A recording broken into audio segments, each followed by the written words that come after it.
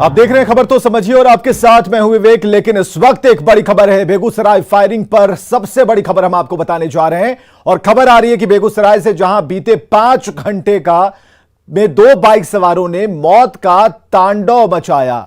Begusarai SP का बयान सामने आ गया है। उन्होंने कहा है कि कुल 10 लोगों को गोलियां लगी हैं, जिसमें 1 की मौत हो गई, 9 लोग घायल हैं जिन्हें भर्ती कराया गया है। और यह भी पता है कि समस्तीपुर की तरफ से अपराधी आए थे, बाइक पर सवार थे और दोनों ही अपराधी पटना की तरफ भागने की बात जो है वो कही जा रही है। सीसीटीवी फुटेज की तलाश, सीसीटीवी फुटेज के आधार पर उन अपराधियों की तलाश जारी है। कुल 4 जगहों पर फायरिंग की गई है। बेगूसराय की घटना को लेकर बिहार पुलिस मुख्यालय अलर्ट पर है। एडीजी मुख्यालय JS गंगवार ने कहा कि एसपी और डीआईजी मौके पर मौजूद हैं और दोनों ही अपराधियों की गिरफ्तारी के लिए लगातार छापेमारी जारी है। सीसीटीवी फुटेज खंगाले जा रहे हैं, आसपास के जिलों को अलर्ट किया गया है। तो अभी तक की जो बड़ी खबर है वो हम आपको बता रहे हैं। 1 की मौत, 9 लोग घायल। आखिर इसके पीछे क्या अपराधियों की मंशा थी और पुलिस अभी तक क्यों कुछ नहीं कर पाई, इस बात का जवाब नहीं मिल सका है। और हम आपको कुछ घायलों और चश्मदीदों के बयान भी दिखाने जा रहे हैं। अपराधी 2 आदमी था मोटरसाइकिल। कौन मोटरसाइकिल था? मोटरसाइकिल नहीं देखे था, हाथ पकड़ कर बैठे। जैसे वो भारत फाइनेंस में काम करता है, यहीं पे पिडौली में लगभग दुलाईपुर में जो है, उसी में ड्यूटी करके बछवाड़ा से निकल रहा है। उसी दौरान बोला कि यहाँ गोधना जब स्कूल पे पहुँचा तो वहीं पीछे से 2 बाइक से आया, 1 आगे से 1 पीछे से, तो उसको शायद शक हुआ तो वो निकल के गोधना इधर जाने लगा। उसी में उसको पीछे से ही पेट में गोली लगी। 2 लोगों को गोली लगी है। एक का नाम है विशाल, जो 30 साल का है और बाढ़ का रहने वाला है, और दूसरा है दीपक कुमार, जो रघुनंदनपुर का रहने वाला 26 साल का लड़का है। अभी उसका प्राथमिक उपचार करके ड्रेसिंग वगैरह करके रेफर किया गया है सदर हॉस्पिटल बेगूसराय। अभी हालत चिंताजनक ही है। अब देखें कितना देर में रिससिटेट हो पाता है। तो डॉक्टर ने भी अपनी बात कही कि हालत चिंताजनक है, गोलियां लगी हैं, गोली निकाल लिया गया है, लेकिन जो घायल है अति गंभीर रूप से उनकी हालत अभी स्थिर नहीं है। और बेगूसराय एसपी ने अपना बयान दिया। उन्होंने बताया है कि समस्तीपुर की तरफ से बाइक पर सवार 2 अपराधी आए और अंधाधुंध फायरिंग की। सवाल यह है कि 40 मिनट तक की फायरिंग में कोई पुलिस वाला क्यों नहीं दौड़ा, कोई थाने की पुलिस अलर्ट क्यों नहीं हुई, और अलर्ट हुई तो अपराधी क्यों नहीं पकड़े गए। तो ये सारे सवाल पूछे जा रहे हैं और प्रशासन से ये सवाल है, पुलिस से सवाल है कि आखिर ये अपराधी भागने में कामयाब कैसे रहे। 10 लोगों पर गोलियां दाग दी और 40 मिनट तक ये सब कुछ करते रहे। समस्तीपुर से आए, बेगूसराय में बड़ा कांड कर दिया और पटना जिले की तरफ निकल भी गए। लेकिन वाह रे पुलिसिंग कि आपको खबर नहीं लगी, और शायद खबर भी लगी होगी तो पटाखा समझकर आप भूल गए होंगे। फिलहाल आपके कान खड़े, हमें पता है, लेकिन क्या हुआ, कब गिरफ्तारी होगी, कब उन्हें चिन्हित किया जाएगा, कौन लोग थे, क्या आपराधिक इतिहास है, किसी गैंग से उनका ताल्लुक है, गोलियां क्यों चलाई, तो ये सारी चीजें, सारी बातें पूछे जा रहे हैं और सभी लोग पूछ रहे हैं। तो ऐसे में जनता की सरकार पर सवाल है कि जनता की एक ऐसी सरकार जिसमें जनता को गोली खानी पड़ती है और जनता जमीन पर लेटकर अपने परिजनों के साथ अपना दुखड़ा रोती नजर आती है। इधर बेगूसराय में अपराधियों के तांडव पर नेता प्रतिपक्ष विजय सिन्हा ने नीतीश सरकार पर जोरदार हमला किया। विजय सिन्हा ने ट्वीट किया है, इतनी बड़ी घटना के बाद भी सरकार मूक दर्शक बनी है। बिहार की जनता अब चुप नहीं रहेगी। बिहार एक बार फिर आतंक और अपराध का पर्याय बन गया है। बेगूसराय में 11 लोगों को सरेआम गोली से भूना गया, लेकिन मुख्यमंत्री के नेतृत्व वाली सरकार मूक दर्शक बनी बैठी है और प्रशासन दारू बालू के नाम पर उगाही में लगा है। बिहार की जनता अब चुप नहीं रहेगी, इसका हिसाब सरकार को चुकाना होगा।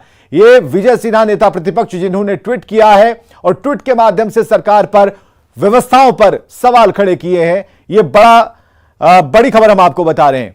तो कुल 10 लोगों को जिन्हें गोलियां लगी हैं उनकी तस्वीरें हम आपको दिखा रहे हैं और कई बातें अब जो सामने आ रही है। बेगूसराय कांड पर गिरिराज सिंह ने कहा है कि जंगल राज को जनता का राज बताते हैं सीएम।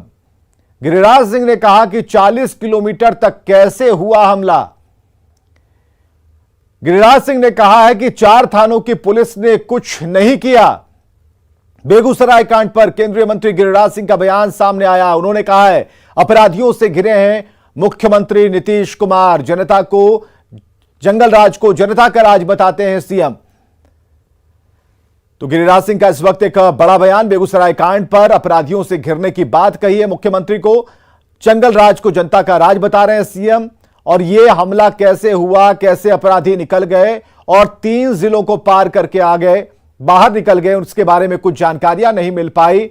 तो पुलिस ने अभी तक क्या किया ये अपडेट नहीं है, क्योंकि पुलिस ये कह रही है कि जांच का दायरे में है, जांच का विषय है, हम अपनी तरफ से खोजबीन, छापेमारी सब कुछ कर रहे हैं। पुलिस ने नाकेबंदी कर दी है, हर उस तकनीक का इस्तेमाल किया जा रहा है ताकि जल्द से जल्द उन अपराधियों को पकड़ा जा सके। सवाल यह है कि अभी तक गिरफ्त से बाहर है। 4 बजे से लेकर अभी तक जो वक्त गुजर चुका है उसमें लोगों की स्थिति खराब हो रही है। जो घायल हैं उन्हें बेहतर इलाज के लिए व्यवस्थित किया गया, अस्पताल की तरफ ले जाया गया और पुलिस की तरफ से बयान आ रहे हैं कि नाकेबंदी की गई है। सवाल यह है कि राजधानी में अपराधियों का प्रवेश इतनी आसानी से कैसे हो सकता है। कोहराम के बाद पुलिस अलर्ट पर है, तांडव के बाद अलर्ट पर पुलिस है, वैशाली की सीमा पर पुलिस को अलर्ट किया गया है, जहां जहां से अपराधी प्रवेश कर सकते हैं। समस्तीपुर वैशाली की सीमा पर नजर रखी जा रही है। एसपी मनीष ने इस बात की जानकारी दी है। लगातार अपडेट हम आपको कर रहे हैं। कोहराम के बाद पुलिस के अलर्ट होने की खबर आ रही है और उन जगहों को चिन्हित किया गया है, उन जगहों को, उन जिलों की सीमाओं को नाकेबंदी वहां की गई है जहां से अपराधी प्रवेश कर सकते हैं या भागने की कोशिश कर सकते हैं। समस्तीपुर वैशाली की सीमा पर भी तैनाती की गई है और एसपी ने इसकी जानकारी दी है।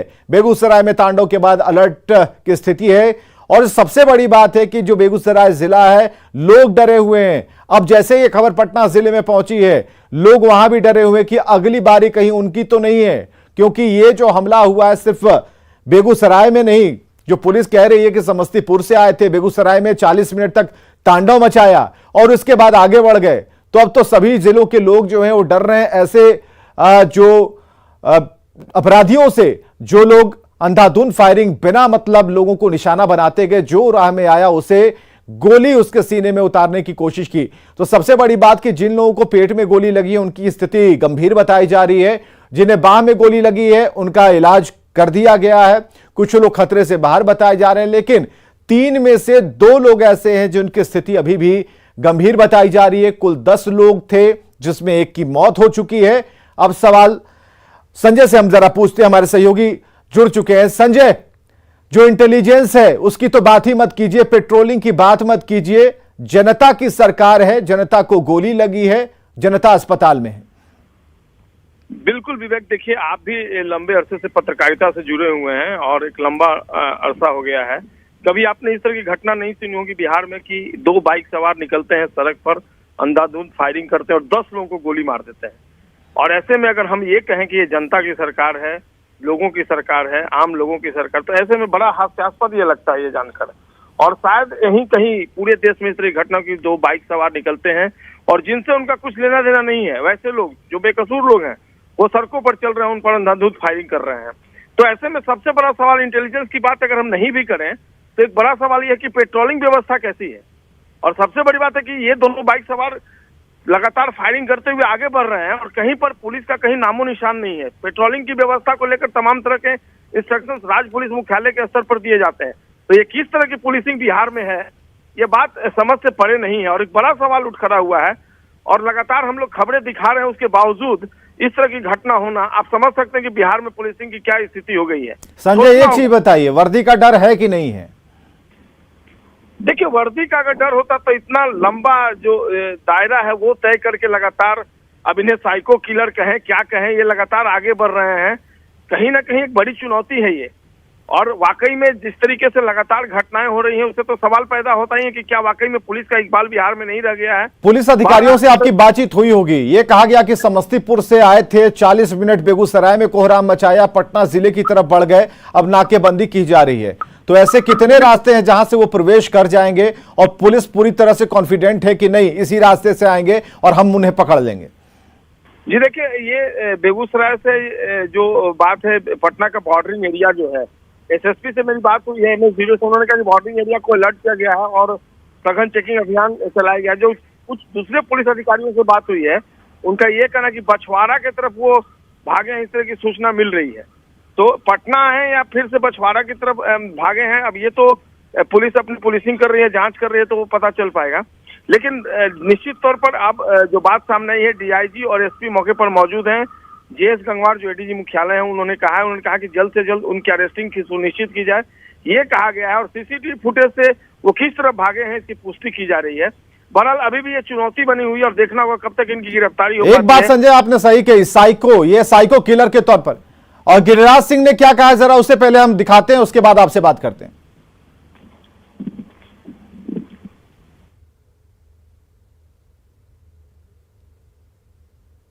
है 30 किलोमीटर तक अपराधी 4 थानों से गुजरता हुआ जाता है, अब बेरोक ठोक बेभय को गोलियां चलाता है। यानी लोगों में भय नाम की चीज खत्म हो गई है। मुख्यमंत्री के शब्दों में ये जंगल राज नहीं, ये जनता राज है, परिभाषा बदल दिए हैं। केवल पुलिस अफसरों की बैठकें ना करें, 4 थाने से गुजरा है, 30 किलोमीटर तक गया है। आपके मोबाइल वैन कहां थे? आपके 4 थाने के बीच कोई पुलिस अफसर नहीं था जो कहीं रोक पाता इस अपराधी को। यानी मुख्यमंत्री लाचार हैं अपराधियों के बीच में, और नई परिभाषा जंगल राज का घिरा बता दिया है जनता राज। इसलिए मुख्यमंत्री जवाब दें, और जितने लोगों को गोली लगी है, एक तो जान दे दिए हैं, उन्हें कम से कम ये आपके कारण लगा है।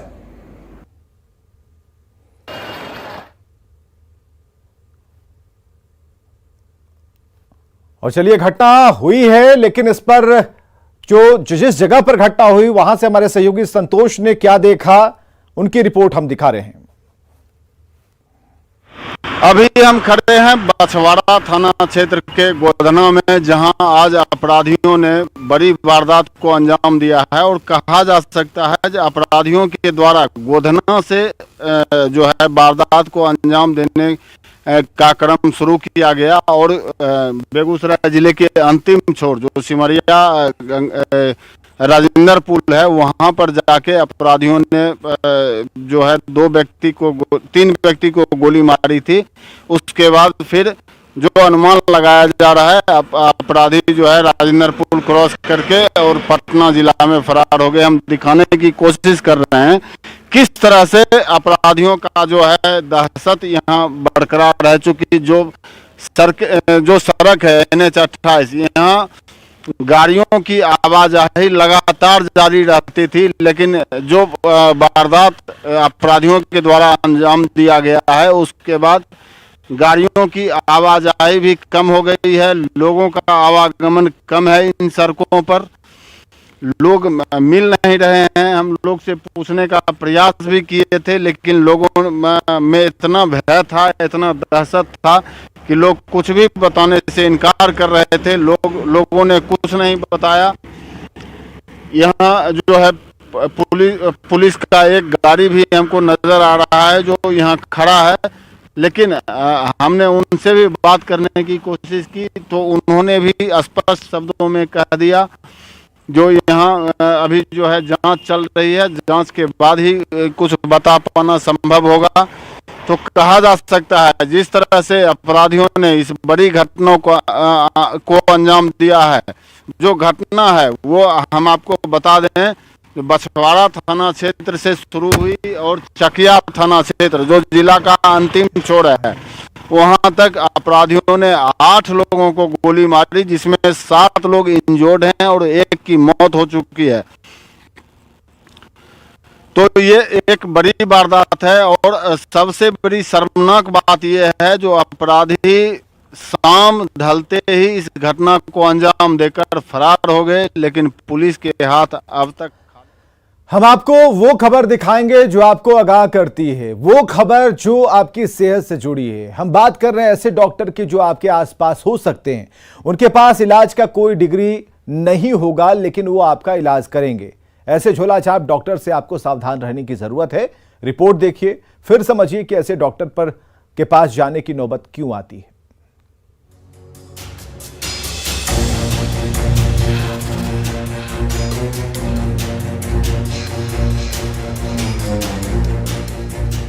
ये है मुजफ्फरपुर की रहने वाली 33 साल की सुनीता देवी, जिनकी तबीयत इतनी खराब है कि ये बेड से उठ भी नहीं सकती। इनकी ये हालत क्यों है, आप उन्हीं की जुबानी सुनिए। ऑपरेशन तो हो गया, वो दोनों किडनी निकाल लिया, सब पेशाब किडनी निकाल लिया। हाँ, पेशाब नहीं होता। डॉक्टर जहाँ पटना में गए, मुजफ्फरपुर सब तर गए, किडनी निकाल लिया। जी बिल्कुल सही सुन रहे हैं आप। सुनीता देवी बरियारपुर के प्राइवेट क्लिनिक में गई तो थी पेट दर्द का इलाज कराने, लेकिन यूट्रस का ऑपरेशन बताकर झोला छाप डॉक्टर ने इनकी किडनी ही निकाल ली।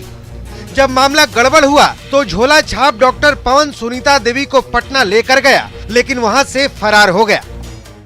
पटना गए थे दिखाने, पटना गए, वही ले गया, कहा कि चलिए मेरे गुरुजी को पास ठीक हो जाइएगा। अच्छा, से नहीं गड़बड़ाइए, तो हमसे नहीं गड़बड़ा। अच्छा, गाय घाट में, हाँ, उधर दिया, बेड पर या हमरा सुता दिया, और घसका से फिर नहीं निकला, कहाँ चले आया से।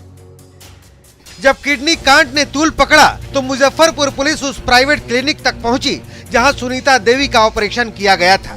बीच खेत में सुनसान इलाके में प्राइवेट क्लिनिक चलाया जा रहा था। पुलिस ने हॉस्पिटल के पिछले दरवाजे से जाकर अंदर की जांच की, जहां अलग अलग कमरों से कई तरह की दवाइयां, इंजेक्शन, मेडिकल उपकरण और कई कागजात बरामद हुए हैं। मंगलवार को भी जांच के लिए मेडिकल टीम बरियारपुर पहुंची। मुजफ्फरपुर के सिविल सर्जन ने साफ तौर पर कहा कि किसी भी स्तर पर हॉस्पिटल के हालात ऑपरेशन के लायक नहीं है। किसी भी एंगल से ही ऑपरेशन करने के लायक जगह जो भी बाहर से जो दृष्टिगोचर हुआ उससे नहीं लगा कि हाइड्रोसेल का हर्निया का जो सिंपल शरीर के बाहर का ऑपरेशन होता है वो भी करने के लायक नहीं है। सवाल है कि 4 दिनों बाद भी महिला की किडनी निकालने का आरोपी डॉक्टर पकड़ से बाहर है और पुलिस के हाथ खाली हैं। मुजफ्फरपुर से न्यूज 18 के लिए प्रियांक सौरभ की रिपोर्ट। अब आप समझिए कि झोला छाप डॉक्टर कौन है और इनके पास जाने की नौबत क्यों आती है। झोला छाप डॉक्टर उन्हें कहते हैं जिनके पास कोई मेडिकल डिग्री नहीं होती, थोड़ी सी जानकारी की बदौलत वो लोगों का इलाज करते हैं। झोला छाप डॉक्टर ज्यादातर ग्रामीण इलाकों में सक्रिय रहते हैं। सवाल यह है कि झोला छाप डॉक्टर के पास जाने की नौबत क्यों आती है। तो गांव में स्वास्थ्य व्यवस्था पूरी तरह से बदहाल है। स्वास्थ्य और परिवार कल्याण मंत्रालय के 2021 के आंकड़ों के मुताबिक ग्रामीण बिहार में डॉक्टरों की कमी है। बिहार में 55% डॉक्टरों के पद खाली हैं और आपको जानकर हैरानी होगी कि 24,706 पद खाली हैं। प्राथमिक स्वास्थ्य केंद्र में डॉक्टरों के 33% पद खाली हैं और सामुदायिक स्वास्थ्य केंद्र में 87% पद खाली हैं। और ऐसे हालात में लोगों के पास क्या विकल्प रह जाता है। झोला छाप डॉक्टर के पास जाएंगे तो उनके लिए वही व्यवस्था, वही विकल्प सामने नजर आती है। खबरें लगातार जारी हैं।